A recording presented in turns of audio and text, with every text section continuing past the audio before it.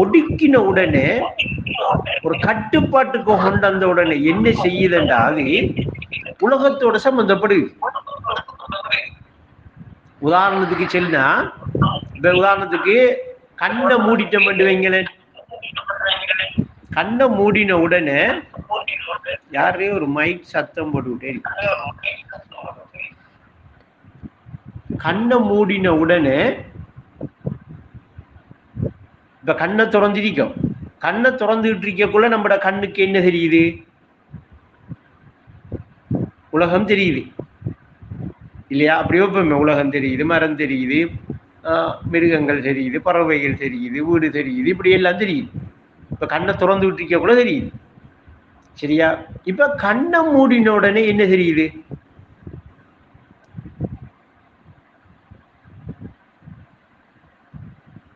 கண்ணை மூடின உடனேயும் அந்த மரமும் அந்த வீடும் அந்த கண்ணை துறந்திருக்கக்குள்ள தெரிஞ்சிருக்கிற எல்லாமே கண்ணை மூடினோன்னு தெரியுதா? அபூபக்கர் நான் மைக் ஆன் பண்ணுங்க. தெரியுதா? அபூபக்கர் நானோட மைக், யாராவது ஒரு ஆள் மைக் ஆன் பண்ணுங்க.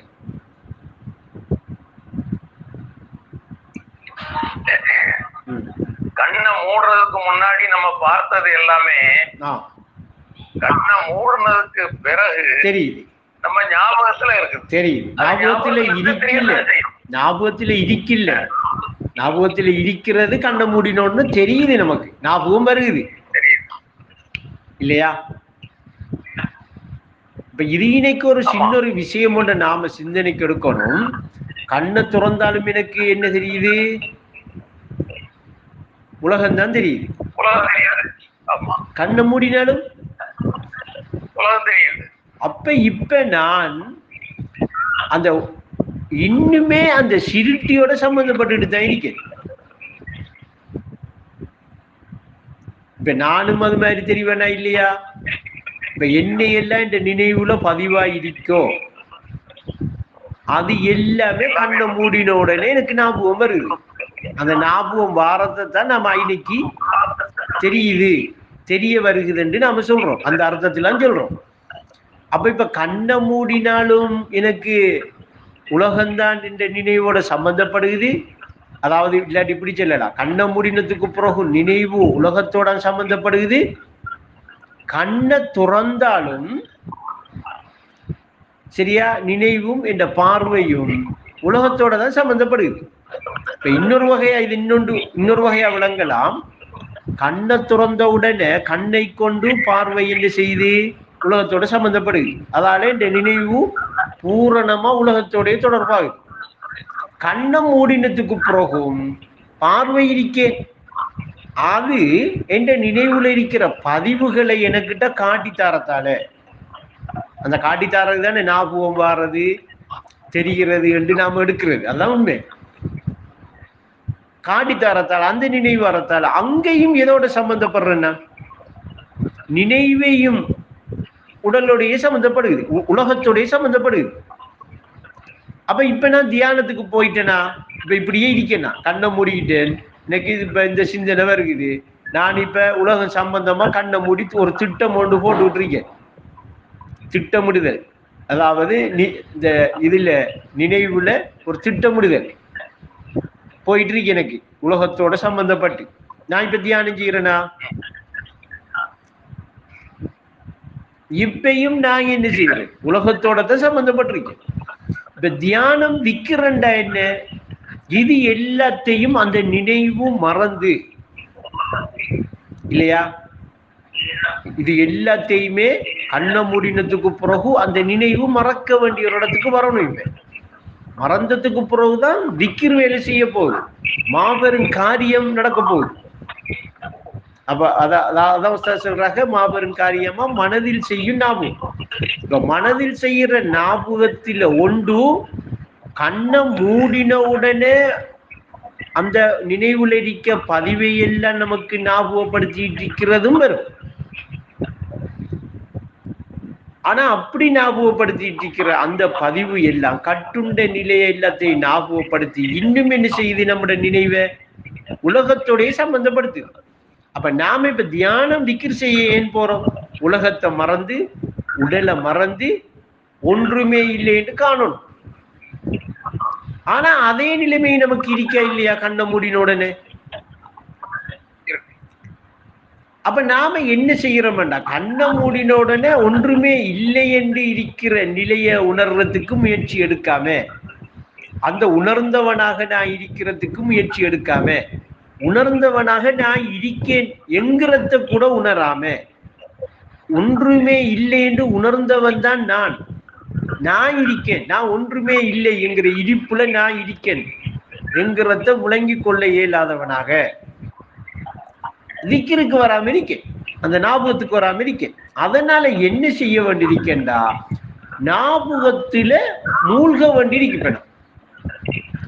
மூழ்கிறேன்டா இன்னைக்கு ஒரு கடல்ல நீங்க மூழ்கிற மாதிரி ஒரு கருத்து வரும். இன்னைக்கு இந்த ஞாபகத்துல மூழ்கினீங்களா ஒரு கடல்ல மூழ்கிறீங்க. இப்ப கடல்ல நீங்க மூழ்கிட்டீங்களா, இப்ப உங்களுக்கு மேல அடிக்கிற ஆளு, மேல கிடக்குற நுரை, மேல அடிக்கிற கரை, இதெல்லாம் விளங்குமா? இதெல்லாம் விளங்குற இடம் இருக்குமா? அப்ப இப்ப என்ன செஞ்சிடுமாண்டா, அந்த நினைவுல இருக்கிற ஞாபகம் எல்லாம் என்ன செஞ்சிடும், அந்த மறையும் இன்னைக்கு மறக்கும். அப்ப இப்ப தியானத்துக்கு வார், இப்ப திக்ருக்கு வார்.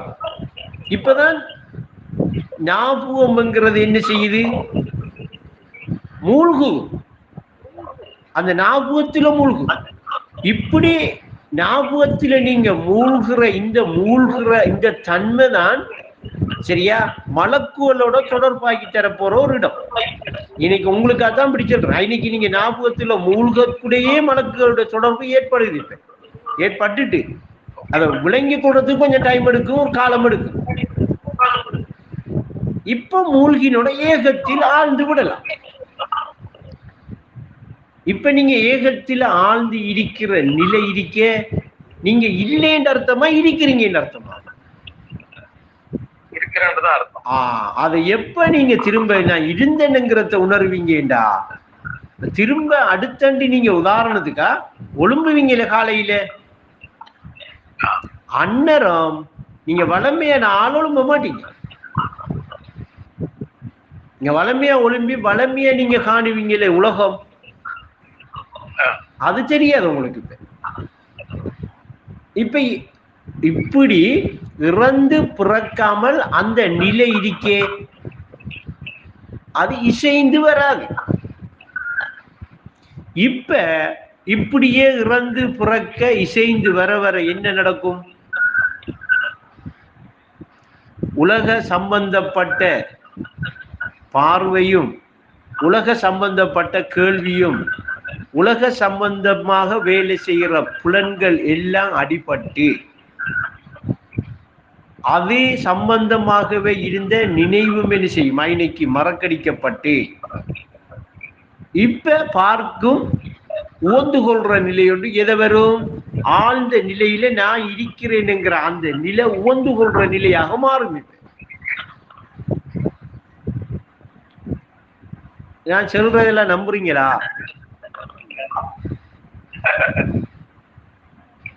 அதுதானே நம்புறோம்.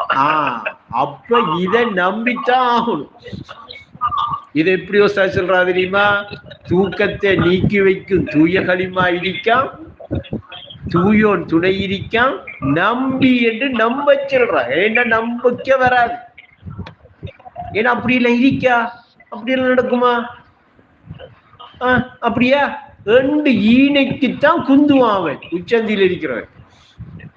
நீ நினைச்சுக்கிட்டே இரு, உனக்கு என்ன நினைவு வருதோ அதை எல்லாம் பிடிச்சிட்டு ரெண்டு காட்டுவானா இல்லையா? இன்னைக்கு அவன் அப்படித்தானே காட்டுவான். அப்ப இங்கால நீங்க இருக்கிற நிலைய உணர்வு ரீதியாக உணர்ந்து கொள்ளலாமே அல்லாமல் ஏக வியாபகமாக நீங்க இருக்கிறீங்கிற இருப்ப உணர்வு ரீதியா கண்டு கொள்ளலாமே அல்லாமல் நித்தியமா நிலையா இருக்கிறத அறிவு ரீதியா அனுபவமா பெற்றுக்கொள்ளலாமே அல்லாமல் வேற எந்த வழியிலையும் அது என்ன செய்யாது, அனுபவத்துக்கு வர அனுபூதியை பெற்றுக்கொள்ளல. அப்ப இதை நம்பித்தான் ஆகணும். ஏனென்றா அது உணர்ந்தவர் என்கிறவரை தான் உத்தமர் என்று சொல்லுவார். அதைத்தான் உஸ்தாது என்ன செய்கிறாங்க, உண்டு உடுத்து உறங்கி விழிக்கும் உலகம் இந்த உண்மையை உணருமா என்று கேட்காங்க. இந்த உண்மையை உணராத உளுத்தரின் கூற்று உதவா கரையங்காக. புரிபடுகிறதா? இப்ப ஈனைக்கு நம்பிக்கை மட்டும்தான் இருக்கு. ஆனா இந்த இடத்தை ஒவ்வொருத்தனும் ஒவ்வொரு மாதிரி காட்டலாம். ஏனென்றா அவன் சொல்ற நம்பிக்கை இல்லைன்னா நம்ம போவோம் அதுக்குள்ள. உலகத்தில் இருக்கிற ஒவ்வொருத்தரும் அவங்க எப்படி இதை காட்டணுமோ அப்படியெல்லாம் காட்டலாம். ஆனா பரிசுத்த தன்மையோட காட்டினா அல்லாவின் அருளின்றி அகப்பரிசுத்தம் யாருக்கும் கிடையாதுன்று பரிசுத்தமாக இருக்கிற தூய களிமா எடுத்து தூயோன் துணையும் இருக்கிற நிலையை காட்டும். அது எல்லாருக்கும் காட்டையும் மேல இன்றைக்கு அப்படி காட்டுறதுல இதுவரைக்கும் இந்த ஜமான்ல எம்எஸ் அப்துல்லா பைல்வான் உஸ்தாத் அவர்களை தவிர நான் வேற யாரையும் காணல. 1400 வருஷத்துல இடையில காட்டிருக்கிற எல்லாரும் காட்டுறாங்க. அவங்க என்ன செய்யறாங்கன்னா ஒரு இடத்தை போய் முட்டிட்டு ஐநைக்கு நின்றுக்கிட்டு ஐநைக்கு இருக்கிற மாதிரி காட்டுறாங்க.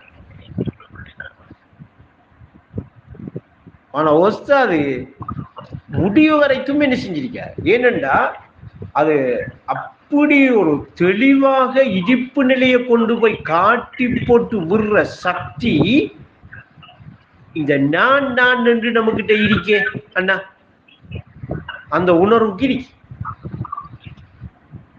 நான் அத அனுபவத்துல பெறாம நான் உங்களுக்கு நான் சொல்ல வரல, சொல்லவும் முடியாது யாராலே. அப்படி எப்படித்தான் சொன்னாலும் பிள்ளை இருக்கு. அப்ப அதனால இன்னைக்கு என்ன நான் செல்ல வாரேன்டா, இப்ப நான் இதுல மெயினா தந்த பாயிண்ட் என்னண்டா, இதுல ஆகும் நுட்பம் என்னண்டா இன்றைக்கு உறவாட்டத்துல உங்களுக்கு நான் தார விஷயம். ஏன்னா இப்படி இப்ப நான் சொல்ற இந்த விஷயம் உங்களுக்கு தெளிவா அறிவுல புடிபடுற நிலையொன்று வராட்டி இந்த இம்மை மறுமை இந்த விஷயங்கள் எல்லாம் உள்ளத்தில் அமையாது. உள்ளம் அதை உள்வாங்க உணர்ந்து கொள்ற இடத்துக்கும் வராது. நீங்க அப்படியே இருக்கிற மாதிரியே இருப்பீங்க. ஆனா